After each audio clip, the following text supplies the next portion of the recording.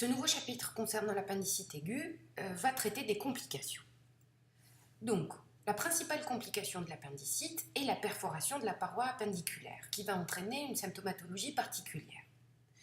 L'échographie va pouvoir détecter certains types de complications, mais ne sera pas aussi sensible qu'un scanner. Donc à partir du moment où on suspecte une complication de l'appendicite, on va tout de même commencer par une échographie, surtout si c'est accessible, si c'est un examen accessible, mais on va privilégier quand même le scanner abdominopelvien.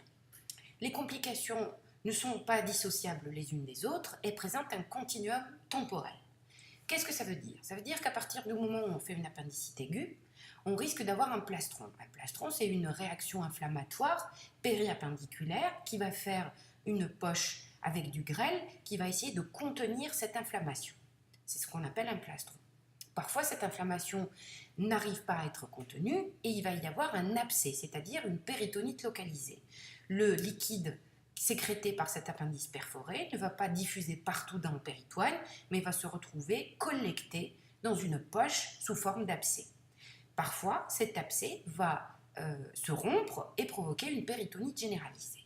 Bien sûr, on peut passer d'une étape à une autre de manière directe, c'est-à-dire une appendicite en un temps, une péritonite en un temps en passant par juste l'étape d'appendicite, une péritonite en deux temps, c'est-à-dire qu'en passant par l'étape plastron, ou une péritonite en trois temps, c'est-à-dire appendicite, plastron, abcès, puis péritonite. Nous allons voir l'ensemble de ces complications une à une. Nous allons d'abord commencer par le plastron appendiculaire. Donc le plastron est un moyen de contenir l'inflammation de la région appendiculaire à la fosse iliaque droite. Donc il va se manifester par une masse ou une pseudomasse de la fosse iliaque droite qui va engainer les anses grêles avec une importante inflammation de la graisse périappendiculaire. Il n'y aura pas d'abcès au stade de plastron. Voici donc un scanner abdominopelvien chez un jeune homme de 18 ans qui présentait une importante douleur en fosse iliaque droite avec une importante perturbation du bilan biologique. Nous allons suivre son tube digestif à partir du sécom et nous allons constater qu'il existe des petits signes d'infiltration de la graisse autour de la région sécale. Nous allons essayer de retrouver l'appendice et nous allons voir que cet appendice est là. Je remonte. Voici l'appendice. Voici sa distalité. Je retourne à sa région proximale, donc à sa racine. Et là, qu'est-ce que je vois? Une solution de continuité, c'est-à-dire que l'appendice est complètement rompu. Et si je prête attention, je me retrouve avec un stercolite qui est ici, qui se balade libre dans la cavité abdominale. Ce stercolite n'est pas complètement libre parce que je constate qu'il existe une anse grêle, ici, la dernière anse iléale, qui vient contenir une région très très inflammatoire avec du liquide intrapéritonéal, avec un petit peu d'air extradigestif qui correspond à un plastron. Je ne peux pas parler d'abcès car je ne vois pas de vraie poche, donc de vraie collection avec une paroi ou une coque. Ceci est une imagerie d'appendicite perforée avec un stercolite qui est dans la cavité abdominale et un plastron sans abcès et sans péritonite.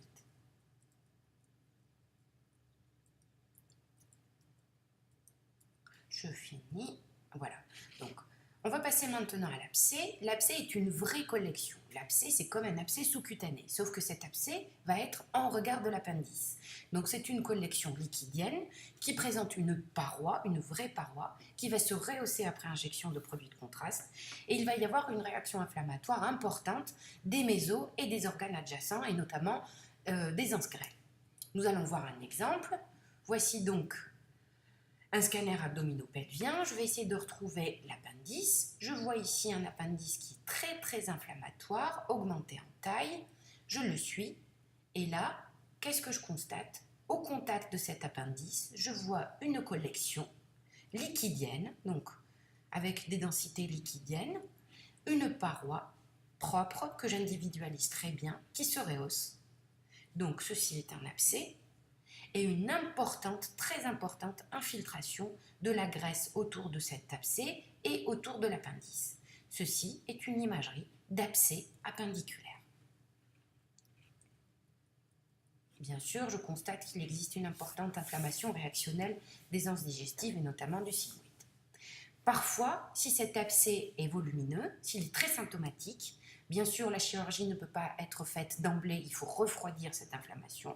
Et pour pouvoir refroidir cette inflammation, on va avoir recours à un drainage radiologique. Nous allons utiliser le scanner ou l'échographie, le plus souvent c'est le scanner, afin de pouvoir drainer cet abcès. Voici une image d'abcès appendiculaire, une collection hydroaérique, donc avec du liquide et de l'air, avec une paroi dans laquelle nous avons mis un drain, et nous voyons qu'à partir du moment où on met le drain, la collection s'est vidée. Voici ce que ça donne à l'ASP ou sur le SCOT view du scanner. Nous allons maintenant parler de la complication la plus grave de l'appendicite, qui est la péritonite généralisée. Son traitement est bien sûr chirurgical en urgence, sans aucun examen d'imagerie. À partir du moment où la péritonite est diagnostiquée cliniquement, l'imagerie n'est pas nécessaire. Dans certains cas, cette imagerie sera importante dans les cas un petit peu délicats où on n'est pas sûr que ce soit une appendicite. La caractéristique de la péritonite en cas d'appendicite est l'absence de pneumopéritoine. Pareil, nous allons voir un scanner abdominopelvien. Donc, il s'agissait d'un patient de 17 ans qui était venu dans un tableau de plafond appendiculaire, diagnostiqué à l'imagerie, qu'on avait décidé de refroidir avant d'opérer. Après avoir été mieux pendant 4 jours, à J5, le patient présente une réascension thermique avec une perturbation du bilan, avec une réapparition d'une hyperleucocytose. Voici donc un scanner abdominopelvien injecté. Je commence par des coupes thoraciques basses où je vois que le patient présente un épanchement pleural réactionnel. Je regarde l'ensemble de la cavité abdominale et là, je suis le côlon droit jusqu'en bas, je fais défiler mes coupes vers le bas. Je vois qu'il existe pas mal d'infiltrations. J'arrive en région appendiculaire et là, je constate qu'il existe une collection hydroaérique avec un stercolite qui n'est pas du tout dans l'appendice, qui est libre, une importante collection hétérogène avec présence de plusieurs logettes. L'ensemble de ces logettes ne correspondent pas à du tube digestif, c'est des petits abcès. Et quand je regarde de manière générale mon scanner, je constate qu'au niveau du cul-de-sac de Douglas, ici le péritoine prend le contraste, qu'il existe beaucoup de liquide intrapéritonéal.